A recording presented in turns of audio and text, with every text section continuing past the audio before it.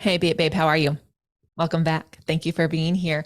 I am loving being back in my podcast room, recording some guests, especially because all of these guests I had been waiting to interview for months, actually. One of the things that it was intentional about a few years ago is that I wanted to take December's off. And in order to do that, I had to get, 12 months of work done in 11 and kind of less. And I started that about 2020. And what that allowed me to do was have December off in 2021. And then that allowed me to have it off in 2022. And why am I telling you this? Because if you want to make change, you actually have to make a change. And I know that's like, duh, but seriously, you actually can't expect things to just happen. So when I wanted to have a December's off, I didn't get to have that December off of that year, which was annoying. I got to have part of it, but I got to actually do the work to be it till I see it, to have the next December off and the next December off. And so that meant meeting amazing people like today's guest, Adrian Starks, months ago, asking to be on the podcast months ago, and then going, by the way, you won't see anything open until January, because that's all I had. I had to block things off so I could get things done. And so this guest I've been so excited to have on the show. He has an incredible podcast called Your Purposeful Life. I've been on it. You must go listen to that episode and the episodes that came out around it, and all the episodes. Just binge out, actually, because what Adrian is helping you do is be more purposeful with your life. And there isn't one way to do that. And I'm so excited for you to hear his words. First of all, his voice is going to blow your mind. Second of all, there's so much honesty and vulnerability in this episode, and I really want you to listen to that. So if you're on a walk, enjoy. If you're driving your car in traffic, I hope that we help you get past any negative Nancys that are out there on the road with you. And let us know what out of this podcast helps you live your purposeful life, lets you be it till you see it. I want to know. And so you will want to make sure you tag the Be It Pod. And if you have any questions, feel free to send those in. We'll make sure we put them in the recaps and help you out in any way we can, because we're here to help you be it till you see it, to enjoy imperfections in your life, and with our guest, Adrian, to help you live your purposeful life. And so here is Adrian Starks. Welcome to the Be It Till You See It podcast, where we talk about taking messy action, knowing that perfect is boring. I'm Lesley Logan, Pilates instructor and fitness business coach.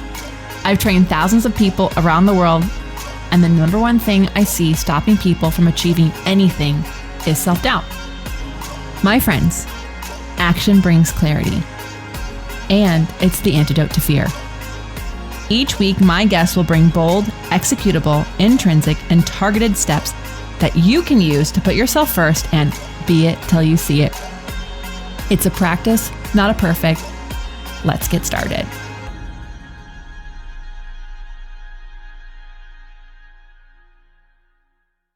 All right, Be It Babe. I'm so stoked. First of all, cannot wait for you to hear the voice that's about to appear on the other side of mine in this moment. But I have an amazing guest here. I got to meet him by being on his incredible podcast. And so when I got to know him more and got to hear what his story is about, I was like, oh my God, you have to be on the Be It Pod, because if Adrian has not been it till he saw it, then I don't really know who has. So Adrian Starks, thank you for being on the Be It Till You See It podcast. Can you tell everyone who you are and what you're rocking at these days? Ooh, well, I'm happy to be here. First of all, Lesley, thank you. And yes, I'm Adrian Starks. I am a podcast host of Your Purposeful Life. I'm a speaker, narrator, entrepreneur, and writer.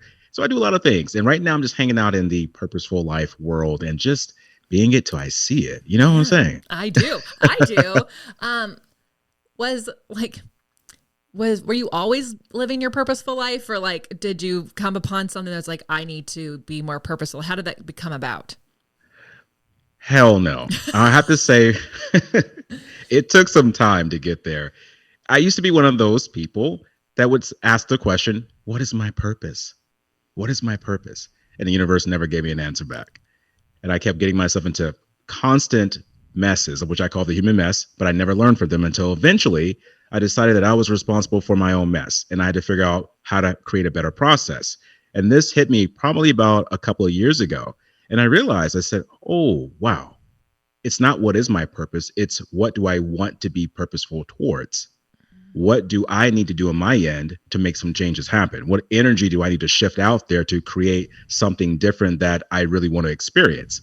And it took a lot of mistakes, a lot of challenges, a lot of going through the motions. But eventually I got to the point where I was like, this is my sweet spot. I'm going to be here in my lane. And anybody that gets in this lane, they better be rolling with me. If they're not, then I'm going to roll past them.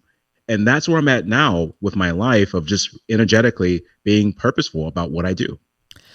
So there's a few things that I really love there. First of all, the humanness, like, aren't we all?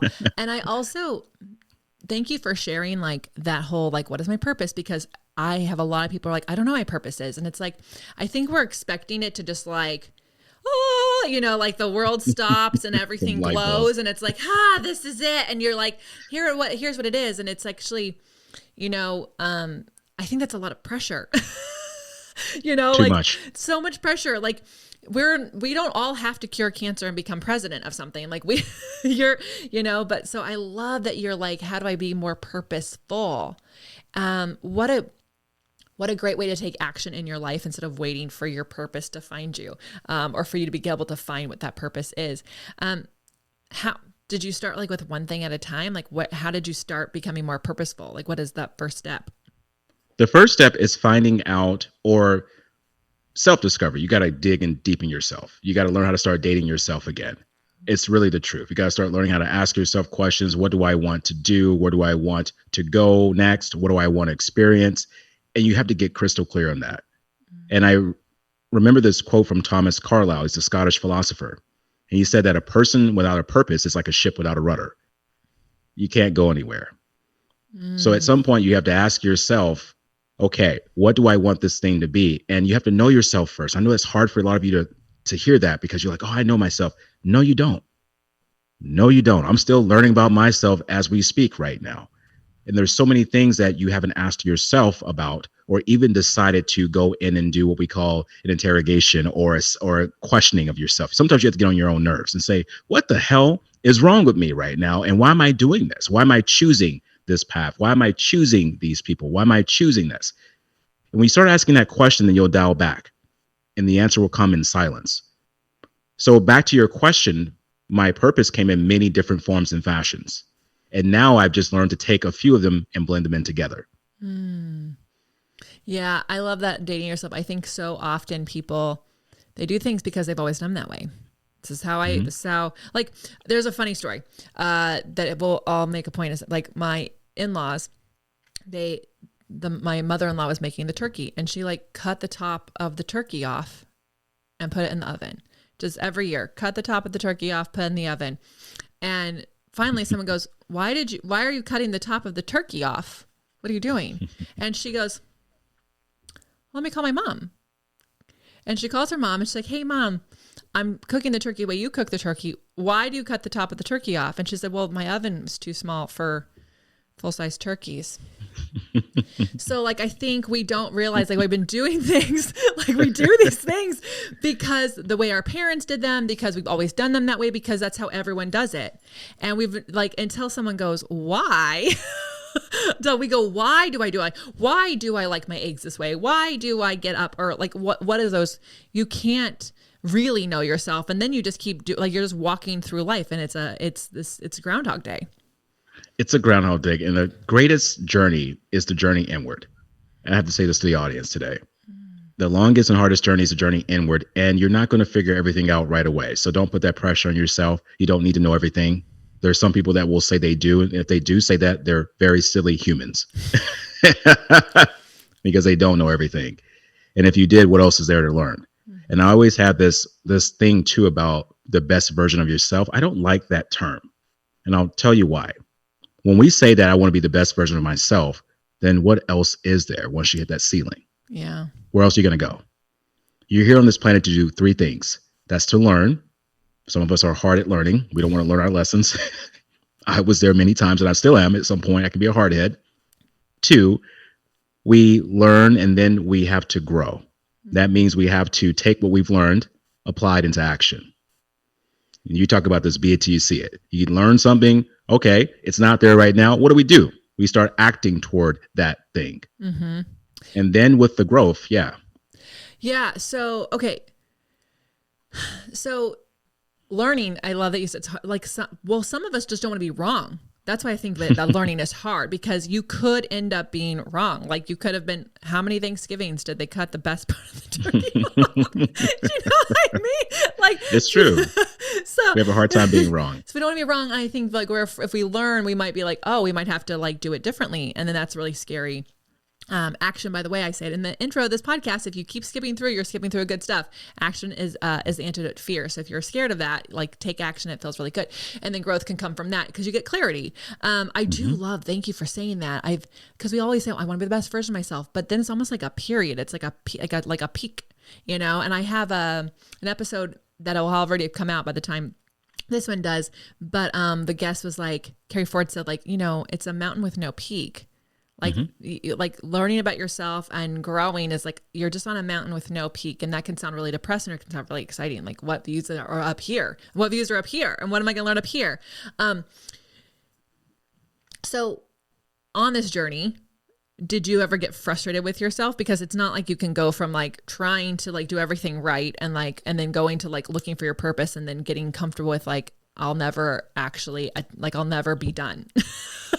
It's true. I'm glad you asked that question. I want to address two things. When I say purpose, this is why I say purposeful, because I'm constantly in the action of dating myself and getting familiar with my purpose and putting it into the action of energy and serving. So that's why I say purposeful.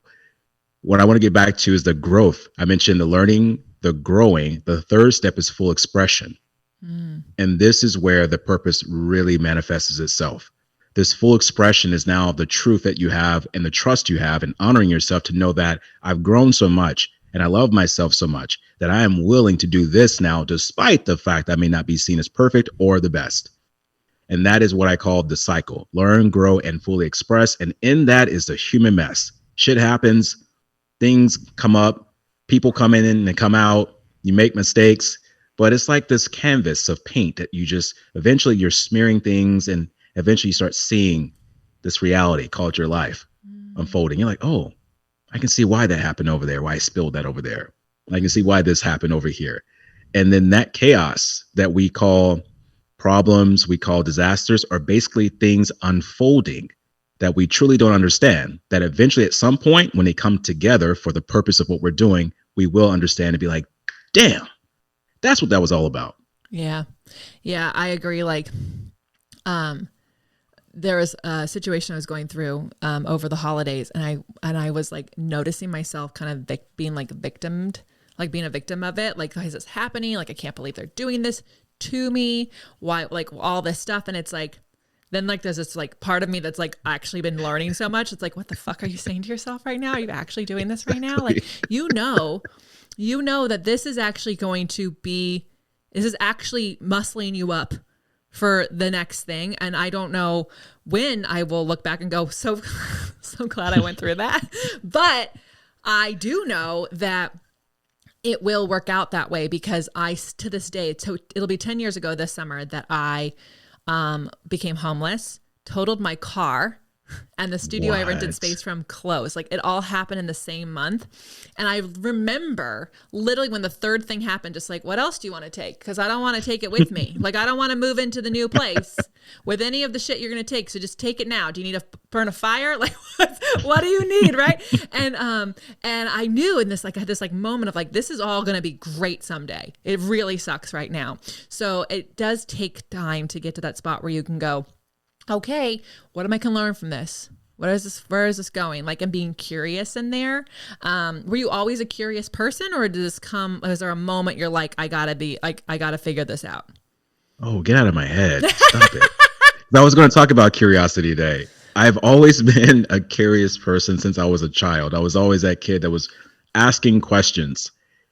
And here's a little bit of my story. When I was in elementary, I had a lot of teachers that they didn't know what to do with me. I was very outspoken. I was very just energetic. And to this day, my parents really were happy that they did not allow the teachers in the school system during that time. I'm 41, so I'm an 80s kid, to shut me up. You know, it was like 41, word up. They don't even use that term anymore, but hey, it's okay. It's okay. We're bringing it back. There's a lot of We're bringing it back. We are tired of being in the background. 80s kids are popping up. Oh, we're going to put it on a quote card. That's what we're going to do. We're going to bring it back. You guys remember cassettes? You remember CDs? Yeah. So yeah, during that time, I was very energetic. So the schools tried to put me into what they call medication. They claimed I had ADHD, and they really wanted to put me into a corner. My parents said, no, he needs to be taught a different way. And so it was a little backlash from that. So remember getting my desk. At this time, they can't do this, but I would have my desk placed all against the back wall of the room. And I was told not to turn around to talk to any students. And these are the things that trauma-wise I grew up with. And I shut down for a very long time as I got into my middle school years because I associated talking with getting in trouble. Yeah. And then my curiosity dropped. Yeah. I was no longer interested in conversations with people. I just thought that if I say this in class, I'm going to be quiet. Right. But here's the flip side of that. During lunch, I would always go to the library and eat because I became kind of, I wouldn't say antisocial. I got scared of talking to people. Right. And I started reading a lot. I started dissecting philosophers, poets. I started looking at all these things of the past. And I fell in love with the art of poetry, Maya Angelou. I fell in love with people like James Baldwin. I fell in love with people like Ralph Emerson, Henry David Thoreau. I can go on and on and on. Wayne Dyer. I fell in love with Earl Nightingale. All these true voices, pioneers. And I realized that, also Louise Hay. And I realized there was a part of me that was missing. And so I got curious again after I started reading a lot. And that curiosity came out more and more as I got older. I started asking questions. I started poking the bear a little bit, so to speak. I started challenging people's perceptions. And I lost a lot of friends behind that. A lot of people kind of just went with the wind. Right. And that's okay. I understood that I was speaking a part of me now that I needed to. So back to your question of curiosity, that's when it started, when I started going to libraries during my middle school years. But at that point, I'm still curious. Like every day, I want to know something different. Yeah. I'm curious to know, why are you having a messed up day right now? I'm curious to know, what's going on with this? You seem very happy. I'm curious to know, well, why did you tell me that this information is the only information I need to hear right now? Why is this the most important thing in the world? Why is this scaring you? Why do I feel the way I feel? Curiosity is what allows us to really be perceptive and to see things like opportunities. And this is what I'm going to get at too. Yeah. With your purpose, if you really want to create a purpose, you got to be open to things that come up. You got to be like, I see that door opening right there. I'm going to go right through that damn thing. Even if it's like closed, I'm going to go through it. I might get my foot caught in it, but at least I got a little bit of it. You got to get curious that way. You got to get curious enough to make a mistake, to tell, someone that maybe I don't know this. Can you enlighten me on what your thought process is on this? That curiosity just never leaves me. Yeah. And I just want to highlight, y'all, did you hear that? Rewind. You have to be curious enough to be able to and be okay making a mistake like that. Cause that's how we learn. Like that is, if you're listening to this and you want to get into business of any kind, I'm going to tell you right now, you learn more from the mistakes you make in your business than the things that go the way you planned. When things go the way you planned, you have no actually idea of like what of those things that you did worked. But when it doesn't go the way you planned, you can actually go, oh, well, here's where we actually could have done something. Here's where we could have done something. Like you can learn from that. So true. All of this actually just takes time though. We have to be open to it. We have to actually create space for this. How are you able to create space in your life to get curious and to take time to like work on your purpose and like work on being purposeful? Being alone. I love my alone time. I'm what I call a hyped up introvert. Oh, Brad calls me a high functioning one. My friends think I'm an ambivert. And we might be ambiverts, but I hyped up introvert. Okay, I'm in. Tell me more. Okay, so this is what I mean by this. I love my alone time. I love quiet space, but at any point I can gel with people. I can get into a conversation. I can walk into a room. I can really highlight people and really get and have fun. But I need my time to decompress. I need my time to re-energize, and that comes from silence. I like to go and just be by myself. I love the ocean. I'm a water sign. So anything with running water soothes me. I go there in times to think, ask myself questions. And I do a lot of, I would say, note taking. People call it journaling. I call it note taking because I take notes on my day and what I've been going through. that's my alone time. That's how I really learn more about myself, and I really find a way to re-energize, so to speak. So I like to be alone, but at the same time, too much alone time is not good enough for me because then my brain starts thinking too many things, and then Yes. I need to get around other people. Yeah. Yeah. If I can thrive in alone time, but if I'm alone too much, then I actually can overwhelm myself with all Mhm. the thoughts in my and Busy I brains. yes, yes. Yeah, so I want to go back. You before you were doing all the things that you're doing now, which, you know, you're a podcaster, narrator, all these things. Can you explain like the bridge? Because I think a lot of people listening to this, they're trying to work on the thing, or they have an idea of what it is that they're like wanting more purposeful. They want to be it till they see it. And it's hard. Like, I think some people think it's a light switch. Like I close the door on this life and I open the door on this life. And there's actually like a space, there's a whole hallway, y'all, that you get to go through. And that hallway is long too. You be crawling on your knees at some point. At another point, you feel like you're Spider-Man. You're crawling on the walls trying to avoid this door. It gets crazy. Yes, the answer to your question, yeah, it was not a light bulb moment. Well, no, it was not a light bulb moment for me where everything just happened. I used to work in a call center. So this is a little bit of my background here. I have a degree in exercise physiology. So I worked in personal training for quite some time, but I really loved helping people. So then I got involved into the medical field because I don't know, for some reason I thought I could do more. And I ended up in a call center in Seattle for about 9 years. And here's the funny thing. The call center was a calling to the centering of my life. I learned a lot of communication skills there on the phone. I learned how to talk to people, how to help people, how to see things from their perspective.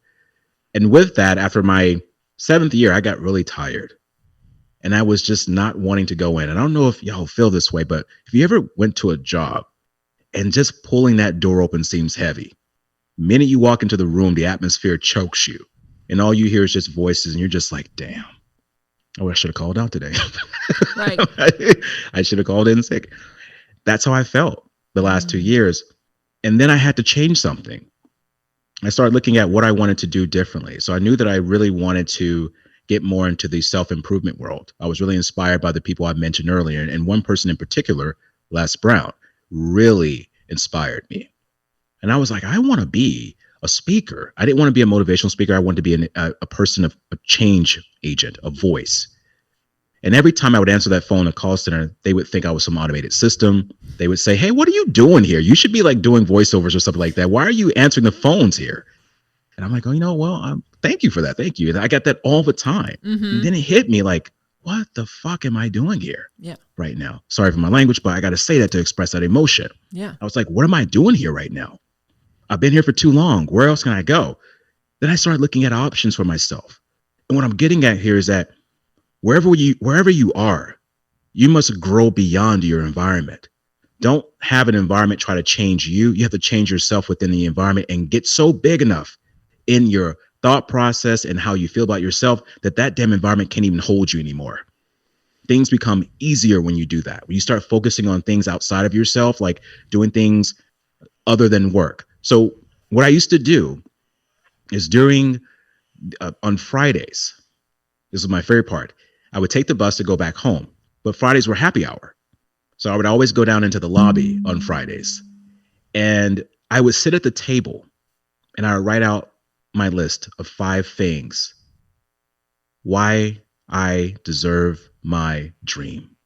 I write out 5 statements every Friday and people would come down the stairs, the elevator. What are you still doing here? You should go home. Have fun. It's the weekend. Or come with us to happy hour.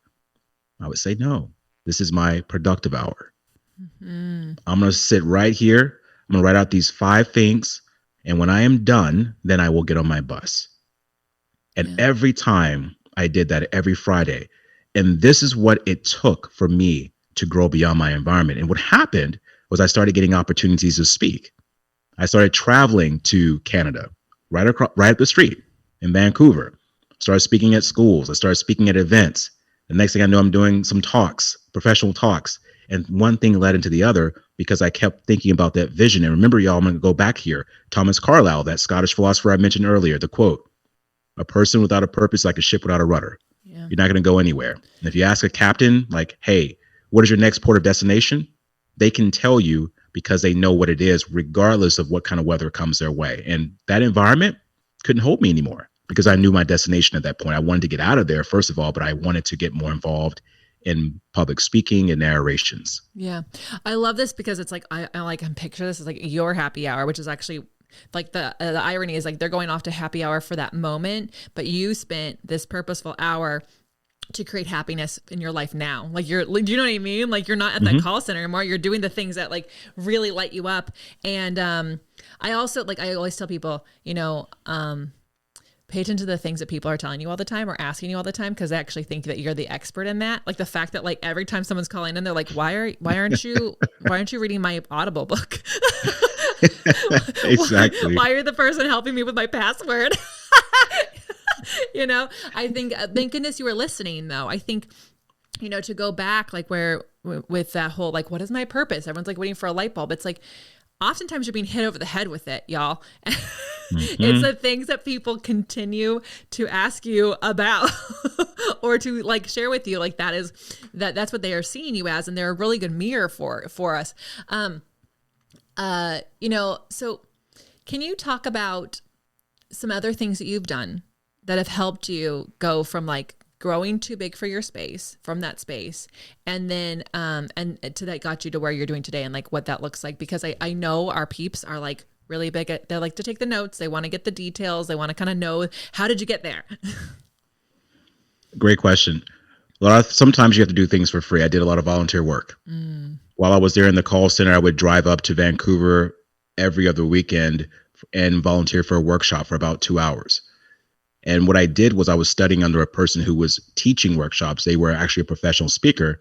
I just reached out to them and said, hey, I really like your style. I like to learn from you, but I also understand too that it's not for free. Is there anything that we can bargain with? Can I come and volunteer? And while I'm volunteering, I can be a sponge. And whatever you need me to do, I'll do. I did that for 2 years, went back and forth. And I was up there so much, people thought I lived there. So I put in that time and I didn't get paid for it. I did free talks, didn't get paid for it. I was on social media, didn't get acknowledged for it. And this is what it means. When you're in an active state, sometimes the world will not know what you're doing, and that's okay. But when you start getting active enough and you start growing, people will begin to watch. They will begin to listen. They will begin to see that you're being it till you see it. And then they start saying, whoa, this person's not going anywhere. They're freaking consistent. What's going on with that? I want to check this person out over here. But there were times where, Lesley, I lost confidence in myself. I'm going to say this right now. I think people put on this perfectionism mask.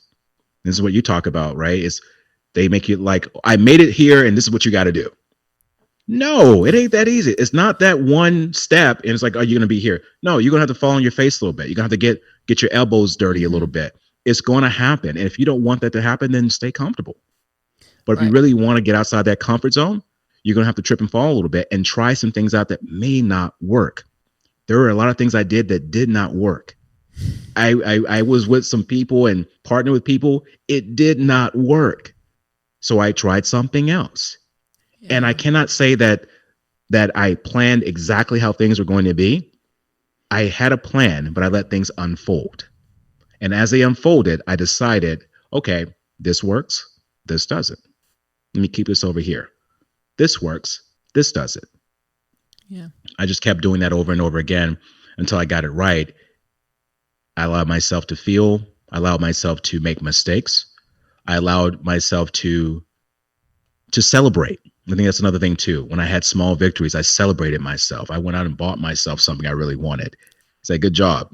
Yeah. Patted myself on the back. Yeah. I had people that were saying, yeah, good job. But it feels so good when you tell yourself good job. And it doesn't need to be a grandiose thing, just something minor. And so if you're on a 9-to-5 or anywhere right now, and you're trying to figure out how to get the hell out of there, don't think about that right now. Think about what can you start getting involved with that can change your energetic state wherever you are. Because what happens is when you change your energetic state, like I did, I walked in that call center, that door wasn't heavy anymore. I walked in like I owned the freaking place. I was like, what would it be like if I owned this place? How would I act? How would I be? Who would I talk to? And believe it or not, I got offered opportunities to move up in the echelons of command. Right. But I didn't want it though. I was like, I want out of here. Well, because you changed your energy and so people noticed. Right. I love that you shared that you did things for free and that a lot of Hmm. things didn't work. Y'all, it's a numbers game. Hmm. It More is. likely than not, most of the things aren't going to go the way you Hey, more Leslie, you likely. know what? They said Babe Ruth, the home run hitter, actually, Hank Aaron had more home runs to him, but they said that with both of these two combined, they had more strikeouts than they did home runs. But no one notices the strikeouts. They only notice the home runs. And success is like that. People Yeah. only notice the effect. They don't see all the causes that created that effect. Thank you for pointing that out because that's, I mean, it's, my husband has a course called like 200 rejections to success. He's like, if I you like that. go out and you try to get rejected 200 times on the same thing, you will have all the clients you want to have because eventually you'll start to learn like what piques people's interest. What are you saying that actually people like? You'll hear all these objections. You'll start to be able to bust those objections before they even come at you. Like you're going to have more potential clients say no to you than yes to you because you couldn't like that's just how it goes. Like not everyone's the right person for you, or they don't understand it, or that's not the right time. And I think we think, oh, well, 5 people didn't like what I said, so I'm not good enough, and I'm not going to do it anymore. It's like 5 Hmm. people, like out of 7.8 billion people on this planet, 5 people said no, and you're going to stop, So I think also people don't realize how much you have to do to put yourself out there that you don't get recognized for, or you don't get acknowledged for, and you don't win, you don't get paid. But that doesn't mean you don't learn something from it, and it doesn't actually change the course of your life and help you with that purposeful life. It's true. It's true. They're saying that there's over 7 billion people on the planet. And out of that 7 billion, there's going to be 5% are not going to like you no matter what you say or do. Think about that 5% converting to now 500 million people that you're trying to tiptoe around. Don't do it. I tried at one point. Don't do it. Then you end up hiding. You end up hiding everywhere. You end up holding your words back. As you said, Lesley, in your powerful phrase, self-care isn't selfish. You stop taking care of yourself because now you feel like if I do this for this person, add this energy in here to this person, then they're going to like me. I stopped that pony ride a long time ago. Yeah. It's like I come from a heart of intention. If you don't like that, then don't like it. I won't lose any sleep. I promise. Yeah. And I think, well, that's where that's where it's really hard to unlearn that you're supposed to be liked by people.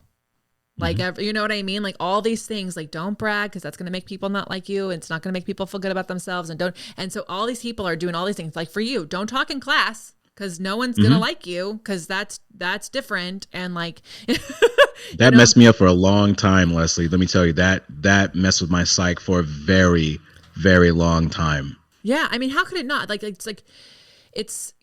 mean, the new, I don't know if the new kids with all the different ways they can learn are actually in a better state. I hope that they are. But I do recall like my mom is probably supposed to be left-handed, but they forced me right-handed because we can't be different. Don't be different. Same thing happened to me too. Really? It did. So I was allowed to Yeah. be left-handed, but I had to be in a right-handed world. I'm a lefty. I'm a lefty by nature. So this is the funny thing, just not to hijack what you No. were saying here. I just have to add this in. My mom did the same thing to me. I come from a family of left-handers, and my grandmother could not stand my mom did that. But here's the funny thing. Every time now I'm around my mom and I'm eating, I eat with my left hand because that part of my brain never stopped. And she's like, you're still using your left. I'm like, I do. I open everything with my left hand. I eat with my left hand. I grab with my left hand, but I write with this hand, with my right hand. Oh, that's so you're looking nice ambidextrous. But it's so like those are like the first things that actually change us to conform and really do mess with like how we feel safe expressing ourselves in this world. And it's such a shame that this happens because we have so much unlearning to do. And if you're listening to this and you're like, oh my God, that happened to me too. Like your new journey gets to be curious about using the hand that you actually probably like, what will happen if that, like what can you learn from that? What can you start to open your eyes to and other things, right? That it's not your fault that these were the things that people chose to do to you in your education. But if you continue to live that journey, that is something you would choose. Like we can actually, we can choose to live a different way. We can choose to get curious and try to unlearn. It might take you years, it might take you the rest of your time on this planet. And, but I mean, what else were you doing? Exactly. Okay. Being on this planet is a powerful thing. What else are we doing here for, right? Experience. Right. So I want to go back to, because we, on your, y'all, if you haven't listened to the episode I did on Adrian's podcast, Your Purposeful Life, please go back and listen to that. It's so good. But you said something to me when we got off the air. You used to call it A Purposeful Life. Am I correct? Did I get that correct? And then you It was switched the it. purpose. Yeah. Good question. It was the Purposeful Life show. And the reason why I changed it was because I realized that it wasn't about someone coming and finding the answer to purpose. Like coming to the show and be like, oh, that's what the purposeful life is all about. Mm-hmm. No, it's your purposeful life. And when you come to the show, you're listening to amazing people like Lesley. And Lesley's energy may resonate with you that could turn on the switch for you to be like, whoa, I need to really look at that a little bit deeper for myself. And within that investigation that we talked about earlier, going deep inside, y'all, then you start looking at your purpose a little bit differently. Mm-hmm. And your purpose is different for everyone else's. It's not a one size fits all approach. That's why when people say things, especially in the self-improvement world, I may step on some toes with this, and I'm not calling out any names, but I'm gonna have to go ahead and be raw and say it. There's a lot of people that will say, well, I'm gonna help you live your best life. I'm gonna tell you what it's like to be successful. Bullshit. There's not a person out there that has the only cure-all answer. That's why Lesley mentioned 7 billion people on the planet. You're designed to resonate with certain people. There's certain people I don't resonate with. I don't want to listen to. I don't care for, really. And there's some people that may feel the same way about me, and that's okay. Mm-hmm. And that's why it's your purposeful life, because you can decide on the show who you want to listen to, who wants to resonate with you. But not one person has the cure-all. I don't have the cure-all. Yeah. I'm still trying to figure stuff out myself. But hey, I'm willing to say it. Yeah. I'm okay with that. I'm not perfect. And if anyone out there says they're perfect, run the other direction, like run and don't even look back. Yeah. Yeah. I mean, I do love like the most certain person in the room wins. I think that's really important for people to know when you're trying to help people with whatever your thing is. Like, you do need to know that people are not going to trust you if you are not certain about what that is. Mm-hmm. However, if that person's certainty is they have the actual key to the kingdom for you, and they're giving that same key out to every single person, it's not possible. That's where the problem is. And I like how you brought that up, because I didn't clarify that. In this field that we're in, we're experts in what we do.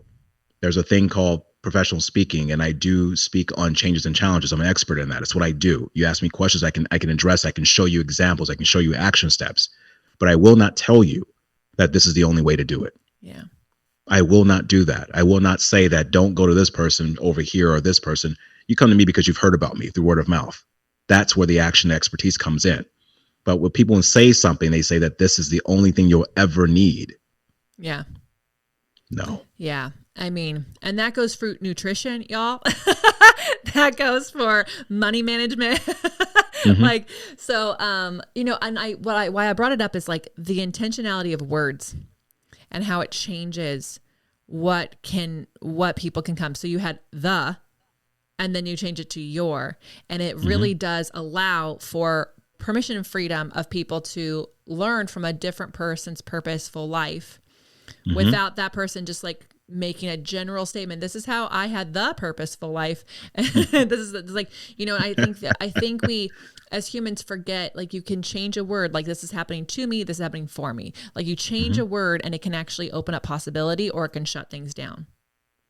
Absolutely. And I like that you said that too. It's for a reason that it's because it is your life. Mm-hmm. I can't live it for you. Lesley can't live it for you, but you can decide how you want to live it. And you need tools. Remember that cycle: learn, grow, and fully express. We learn from others. Mm-hmm. We learn what to do more of. We learn what to do less of. And on that show, it's about the human mess too that we go through. And when we express that human mess and we laugh at ourselves and say, damn, I don't know how I got through it, but I got through it. Someone resonates with that because they're going through that too right now.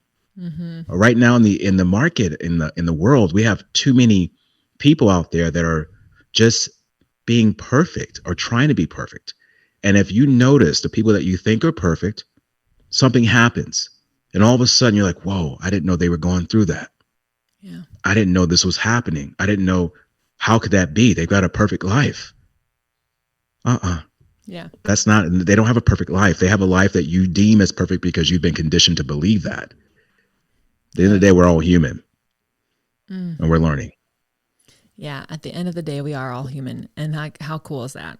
That's, where perfect is boring, as I say all the time. And also like, I did an episode with Alan Stein Jr. and he said, this is such a this is just such a, he said, in the history of basketball, in the history of the NBA, there's never been a perfect game. There's never been a game with all these, the best of the best at what they do, where there's not a player who doesn't make a mistake. There's not a foul. There's not this. And so it's like, we're not robots. This is not an AI thing. This is like, when you create things, you can create perfection if you want, but that's going to be contextual because someone else might be like, oh, that stroke's wrong.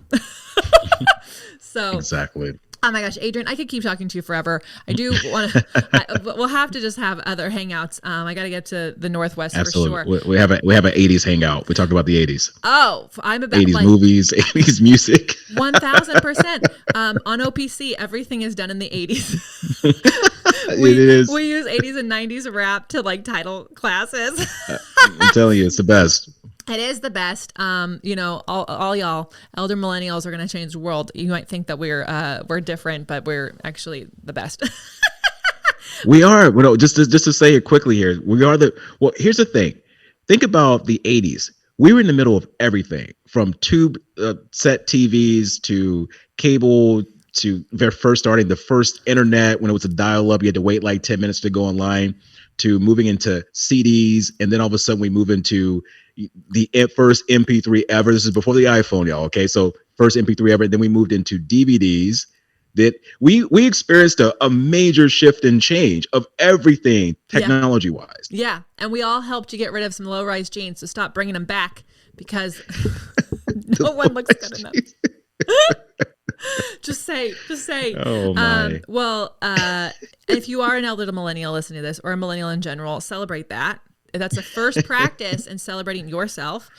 All right, Adrian, where can people find you, follow you, listen to this voice more? We're going to keep it simple. Just go to yourpurposeful.life, the website, yourpurposeful.life. It is still in motion, in action. Okay. So we're still building it up, but go there, listen to the podcast episodes, download into your favorite podcast platform, scroll down that page and join the YPL community, as we'll have amazing takeaways, questions that I'll be addressing, things coming up from previous guests like Lesley, and reaching out to them, getting some advice about some questions you may have. Go there, yourpurposeful.life. I love it. And also, everyone, just so you know, your website's never done. So if you, just like you're never done learning, your website is never done. It's true. It's very true. Oh, and go to the Your Purposeful Life with Adrian Starks YouTube channel. Subscribe, and because we'll have videos out weekly on that channel. But yes, back to what you were saying. Websites are never done. Never done. They're never done. Okay, real quick. Bold, executable, intrinsic, targeted action items we can give to the beit community. What do you have for us? Okay, so I'm pretty sure a lot of you have heard a lot of these things, but I'm going to say something right off the top. Stop believing everything you hear. That's the first step. Get curious. Question people. Question yourself. But do it in a respectful way. Do it in a respectful way. That's the first sign of self. That's one of the first steps to self-maturity. Yeah. And if you really want to change, you have to be able to change your current paradigm, your current story, and how you currently do things.